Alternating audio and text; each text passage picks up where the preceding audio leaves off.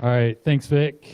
So I'll start off with a story. Sorry for the delays here, but as he mentioned, I'm from West Virginia, and something about my state. I love my home state. I'm currently living in Northern Virginia, D.C. area, but with West Virginia, one thing you got to admit about us is we're really well known, right?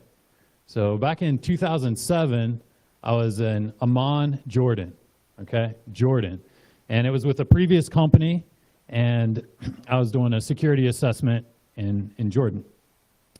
And I was coming down the elevator, going to catch my ride. I was at the hotel, and I was coming down the elevator, and there was a lounge singer there, and he had the big beard and everything, and he's playing piano, and he's playing tunes in the lounge. And I'm walking out, and I'm walking down these steps, and I get to the glass doors, and when I'm walking out, I hear the song, right? And if you're from West Virginia, you know what song I'm talking about, right? And even if you're not, you probably know what song I'm talking about. So here I am in Jordan, and I'm walking out, and I got my backpack, my gear, I'm ready to go, and I hear, "Almost Heaven." And I was like, did he just, Jordan, really? And I'm walking out, and I hear, "Almost Heaven, West Virginia." And I was like, oh man, that's my state, that's my state. So I go back, and he's playing the piano, and I'm like, that's me, that's where I'm from, West Virginia, West Virginia. And anyway, he thought I was a freak, but as Vic said, that's where I'm from. And I saw an ad for CarolinaCon back in 2005, and I saw an ad on Security Focus website. And I thought, what the heck? I'm kind of getting into security stuff. I was going to school on the GI Bill, and I was working part-time at a computer store, and I was learning Snort. And I was like, yeah, this is a cool tool. I'd like to see, if these guys can tell me about it. So I drive all the way down, and it was great. Like, there were all kinds of talks that were just really inspiring, and I had all these ideas and all these thoughts of this different stuff that I wanted to do and the stuff I wanted to go try. And I remember, I'll never forget something that Al Stroger said to me on that first time I was there. And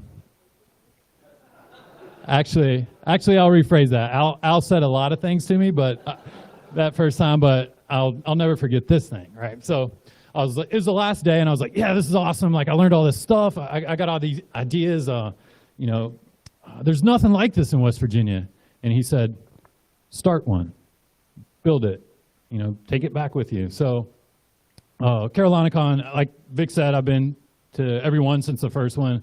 It's just an awesome conference. I love coming down here. I'd just like to give a round of applause to the staff and everyone who puts it on. If we could give them another thanks.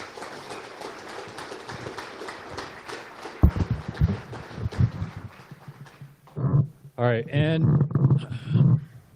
with the video issues and stuff like that, feel free to move up to the front or the front row, or if we want to make a little semicircle here, so you can actually see it, that'd be great. But anyway, I'll go ahead and get started. About me, my name is John DeGruyter. My handle is DeBuG. I have a company called the Zerg with Trey and some other folks. Captured the flag here the last 4 years. I was a Marine Corps veteran. I am a Marine Corps veteran, so I got the start of my technical career in the California deserts with a laptop in one hand and my M16 in the other, setting up Cisco routers and switches. And since then, it's been about 2 decades where I've been in the tech field, kind of working on various things. I was also an adjunct professor at George Washington University, where I taught computer network defense, and it was basically, we would do hacking offensive techniques, and then since the students had an understanding of it, we'd show them how to defend against it. And that was a lot of fun. So I wrote a course for that and did that for 3 years. So this talk is for system administrators, malware analysts, reverse engineers, developers, and people who like to know what's going on under the hood, which includes myself. And what I'm going to be talking about is a tool, right? And tools are nice, but they kind of take away from us knowing how it works on the inside. But it's a trade-off, right? You can't do everything from the command line, although you wish you could. So this is a graphical tool that I'm going to present to you. If it's something worth adopting and having in your toolkit, that's for you to decide. And fair enough. So part one, we're going to talk about Windows Performance Toolkit. Monitoring tools that produce in-depth performance profiles of Windows operating system and applications. Basically, this is going to detect what's going on. There's 3 different parts to it. One, you're going to specify the different events that you're interested in. Then it's going to start a recorder that listens in the background for those events. And then it's going to log that event information as it occurs. So some things to know. Performance Toolkit is based on ETW, which is Event Tracing for Windows. And we're going to talk a little bit more about this later. And has anyone used Xperf? Okay, cool. It's basically a graphical user interface for Xperf. You can do more with Xperf, but it's kind of a complicated interface. But so setting it up, you set it up with the Windows SDK or the ADK, which is the software development kit or the assessment deployment kit, I believe. And it's not on by default, so make sure you check the box with that. And there's 2 parts to it.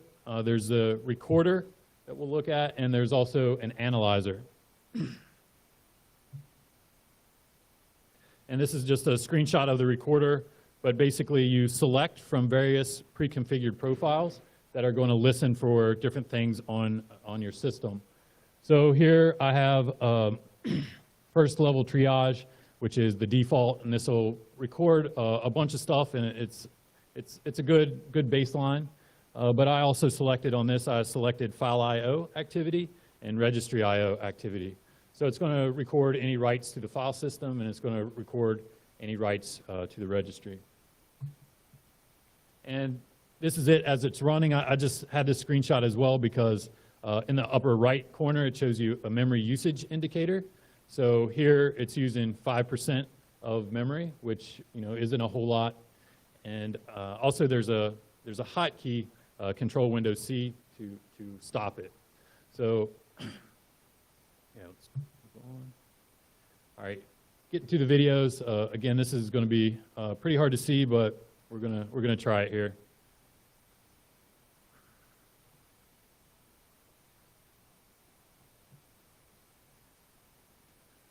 Okay, so basically I'm opening up a recording that's already been done, and this interface is a little bit busy, but once you get used to it, it's pretty useful as well. On the left, there's different graphs that you can use, and on the right side, there's different tabs that you can use. And basically what you do is you pull the different graphs into the tabs, and you can create new ones, which gives you a nice, clean interface to work with. And here, I'm just going to grab the processes graphs. So it's a graph and an adjacent table. And when I say graph, it's basically like a timeline that goes across the top. And you can select different processes that were running, and it'll highlight the area that process was running. So here I selected Notepad++, and I also select Notepad here. So during this time of the shaded area, that's when Notepad was running.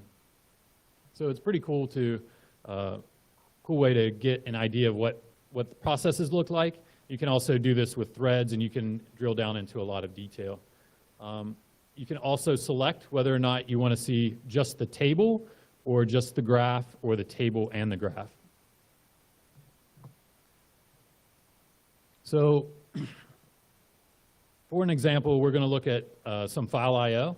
So there's a particular file on the system, and I want to know what wrote to that file. So I'm adding a different view.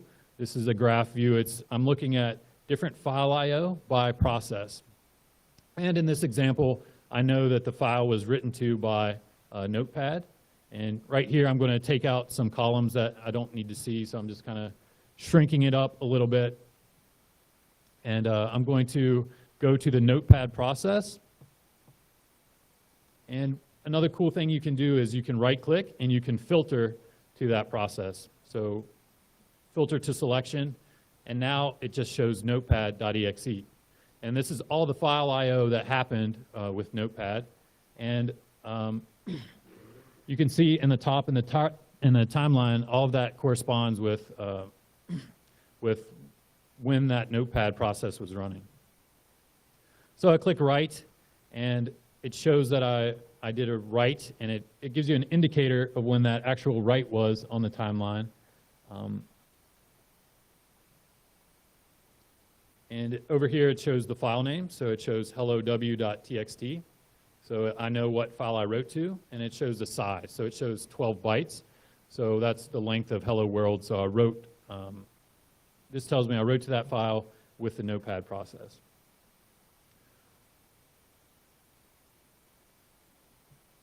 All right, so next I want to see all the different writes to the system, everything that happened.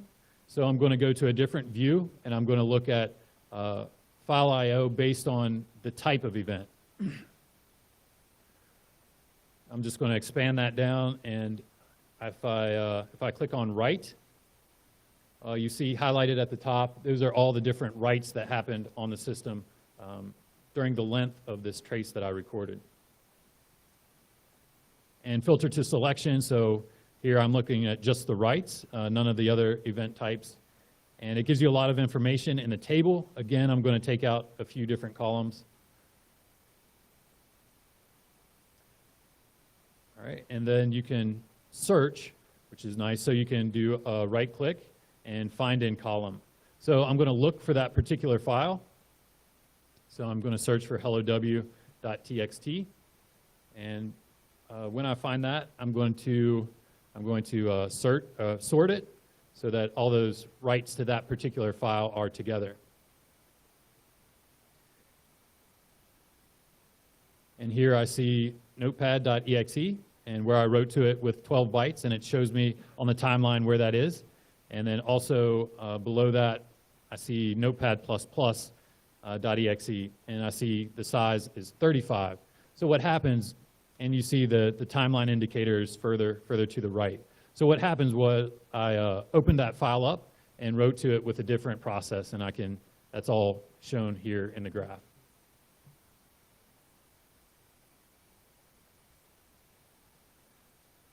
So there's another circumstance. What if there's a file and you don't know how it got there or how it got created? What you can do is search for all the creates that happened during that trace. So I'm just going to do filter to selection and look at everything that was created during the trace. Again, I'm going to search, and I'm going to search for a file called howdy.mht.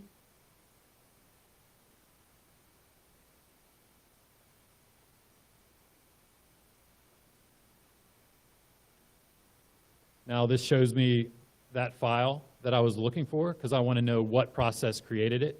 And if I scroll to the left, I see iExplorer.exe. So I know that this file was created by Internet Explorer. And say I wanted to know everything that the Internet Explorer wrote to, I can do that. I can just switch back over to the tab where it created the different, has the file I/O by process, and I can filter to that particular process. So what I'm doing here is I'm going to iExplorer, and I'm going to filter on that.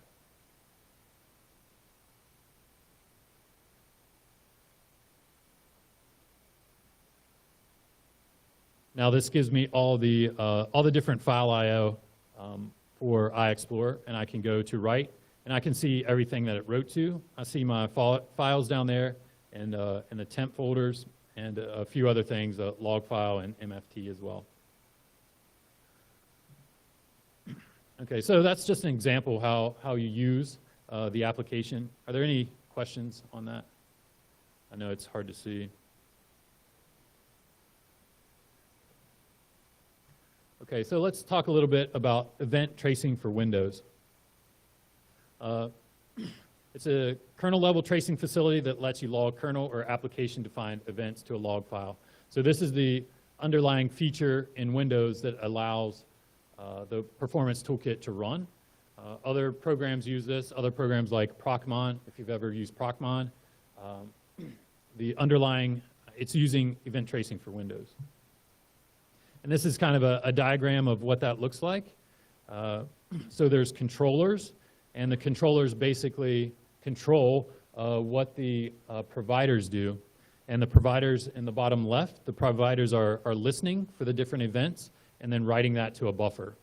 So the controller would be the Windows Performance Recorder that we used at the beginning, that interface where we selected which profiles we wanted to use, and we told it to start and stop and all that. The providers were part of, when we selected the profiles, the providers were the underlying listeners that it selected. And when we used the performance analyzer, the graphical interface, that was the consumer. And basically what that was doing was giving us a view of the different logs and buffers as they were occurring. So those are the different parts. You can log to a buffer, and then you can save that buffer to a file. There's different settings that you can do that with the Performance Toolkit. So a cool thing is that you can write custom providers, and how to do that is beyond the scope of this talk, but there's an awesome blog by Bruce Dawson. It's random ASCII. Tons of articles on Windows Performance Toolkit.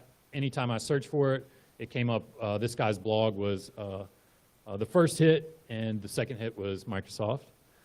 So he also has 3 really good videos, and the first video is kind of a walkthrough of the toolkit and how he troubleshoots an issue, and he really drills down and does a good job of it, explaining it in detail, so I highly recommend that. The videos are on Wintellect now, so that's a paid service, but if you sign up for Visual Studio Dev Essentials, you get a free trial of Wintellect now. So that's a good way to get access to these videos. And the second video of his 3-video series, he walks you through creating a custom event provider. He also wrote a user interface. So this is UIForETW, and it's kind of like the Windows Performance Recorder, but there's a little bit more features that you can do with it.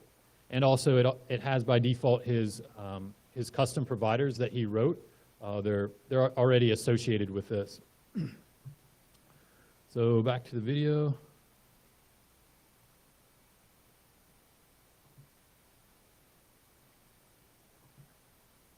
And this is just a video of using his user interface.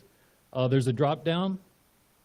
I forgot to mention, one of the custom providers he wrote was for input. So anytime a mouse gets clicked, it'll record that event, and also keyboard. Anytime a key gets pressed, he'll record that event, which is pretty cool. So the drop down for input tracing, I changed that from private to full.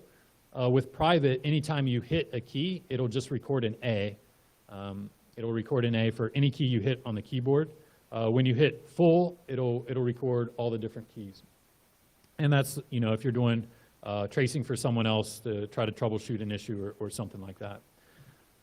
So I just hit start tracing on the recorder, and I'm going to switch between a couple of different applications. So I'm going to type a few things in WordPad, and then I'm going to switch to Calc, and then I'm going to switch to Word and type a few more characters.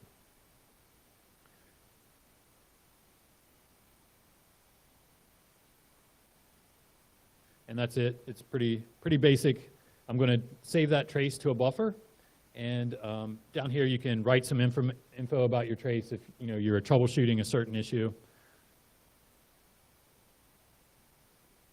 And when you double click down here, it will open up in Windows Performance Analyzer automatically, which is nice. And here I'm going to do 2 different views. I'm going to look at the different windows that were in focus, which were just 3 windows. I had WordPad, Calc, and Word. So this timeline just kind of shows that.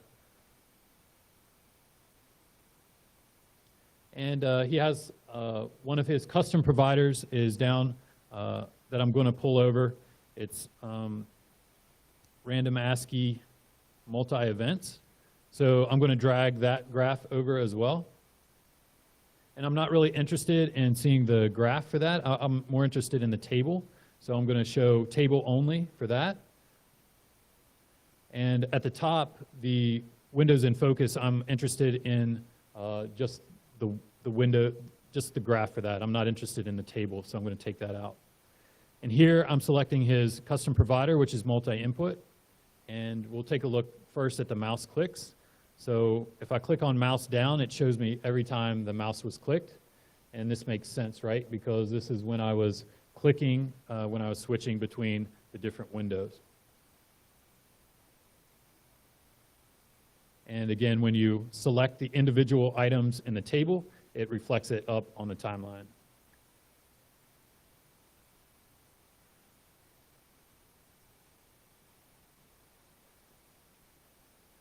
Next, we'll go to the keyboard. So key down. Once I select this, it shows all of the key down events. So you can see it basically when I was in WordPad, I was typing, so you see key down events for there. And then also you see it in Word kind of toward the end, that process at the end. And when you drop down and look at the table, you see, you can see the actual keys. So over here, it's showing the actual text that I typed in.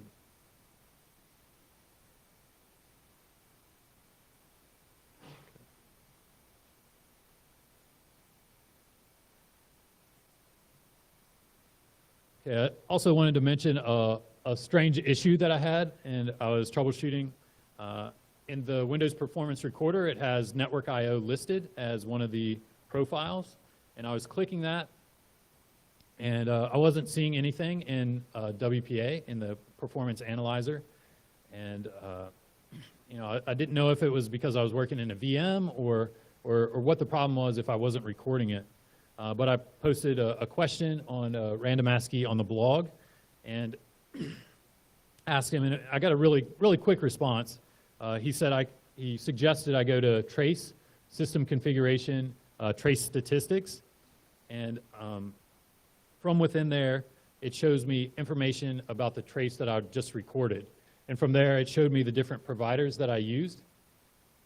And I could see that, in fact, it was recording the network events. And the issue was, basically, it just wasn't showing it in Windows Performance Analyzer. So one of the things you can do, I wanted to verify that the actual data was there. I saw that it recorded it with a provider.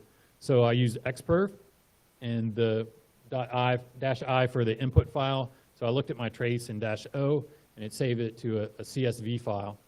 And looking in that CSV file, I went through and I verified that the different network traffic was there. So I saw TCP connections, I saw the inbound and outbound IP, and the source and destination port as well. So it was actually there. All right, I have one more video.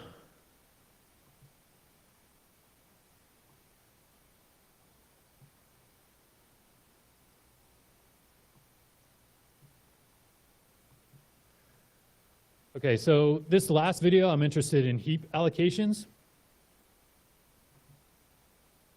So I'm going to pull the graph over and stretch this down again.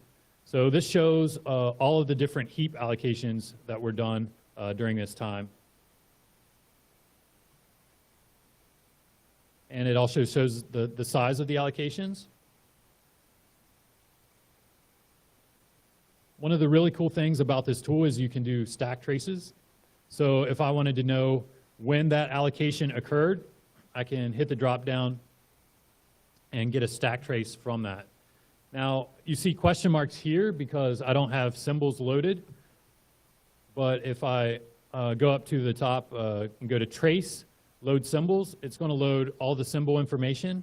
You might not have symbols for every application you look at, but a lot of the Microsoft products will give you symbols. Emoji? All right, so going here with the drop down, I can see the different functions that Windows called all the way down to RTL allocate heap. And that's pretty cool if you're looking for maybe like a particular size heap allocation or something along those lines.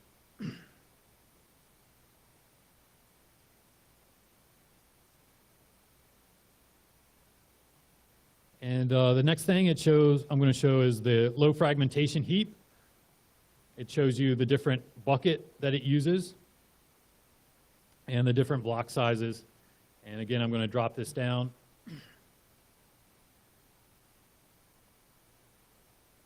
And here I can see the different allocations for the low allocation heap. And another feature that's pretty cool is you can highlight anywhere up on the timeline and right click and do zoom.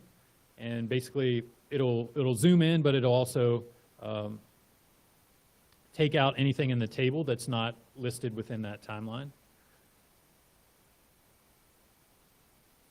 And here, again, it's hard to read, but you can see that since we're using the low fragmentation heap, these allocations are adjacent to each other.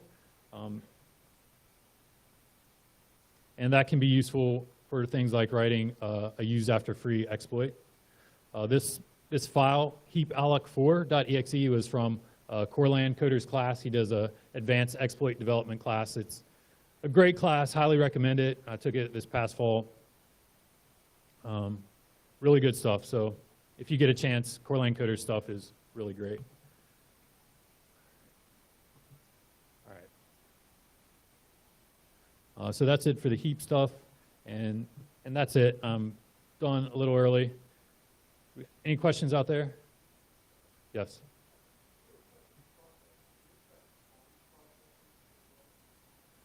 Spawn processes.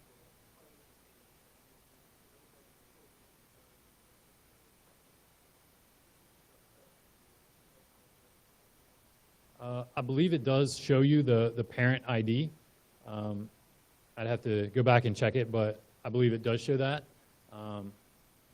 Good question. Anything else? Yeah.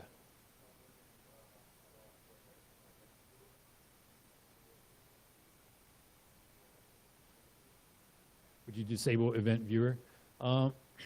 It depends on when you want to do this trace. So I would say not, because event viewers capturing all that logs and saving it to disk from a whole bunch of different stuff that's going on. With this, kind of the idea for this is if you're having a problem on your system, you could start up this tool, right, the performance toolkit, and see if see if you can identify what's going on. Whereas event viewer is kind of running all the time.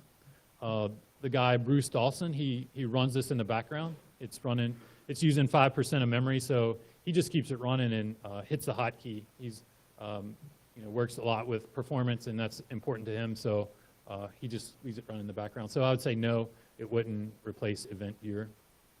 Some other things this tool is good for is maybe you're doing an install and you want to see all the registry writes that get written to disk. There's some tools that do it, like Redshot. You want to see all the files that get written to disk. There's tools like what changed and other tools like that. But this can do it for you and put it in kind of like a graphical interface. Another thing, I don't do malware analysis, but I think it would be useful for that.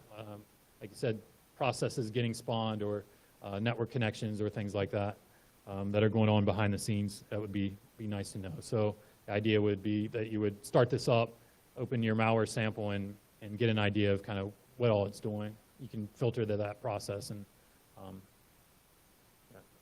yeah. Any other questions? Yeah.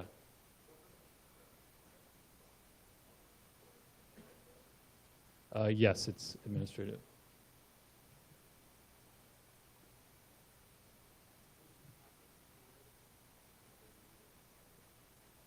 That's a good question. Yes, you can copy the recorder. It gives you installation files that you can give to someone and say, here, record this, and send it to me, and I'll take a look at what's going on.